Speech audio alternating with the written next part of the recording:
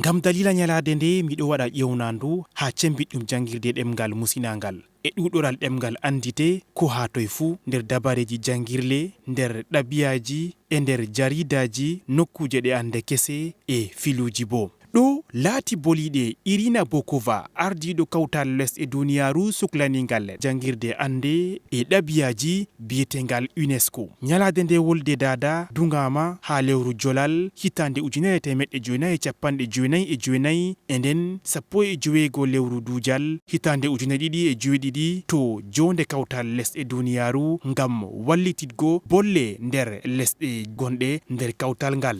ɗo majum nyalade nde ɗo waɗe kala hitande fuu ha 21 lewru colte daga hitande 2000 nde suɓama ngam numtugo jangoɓe mbaraɓe be soja en ha berniwol Dhaka hande laati lamorde Bangladesh ngam ɗaɓɓiru maɓɓe ha darjiɗingo ɗemgal musinangal biyetengal Bengali bana wolde ɗiɗabre ha wakkatire majum. Hande wolde dada laati hunde mapindire ngam wallititgo yarugo lesɗe yeeso nder duniyaru fuu. Duuɓi 17 hande ko ɗum fuɗɗi nyalade nde. En ɗon giya to jaridaji, radioji, télévisionji e nokkuje kuuɗe ɗuɗɗe ɗum ɗo waɗe bolle asili en leddi ko bo mi wiya bolle musinaɗe. Ha hitande 2017 nde ɗo waɗe dow kalimaji ɗi gal garan ɗum cembiɗɗo dalila jangɗe bolle ɗuɗɗe. Hande ko tammete ha derke'en fuu laati ɗum jangugo boliɗe muɗum andugo no windirte cangal amma na noy wirete cangal.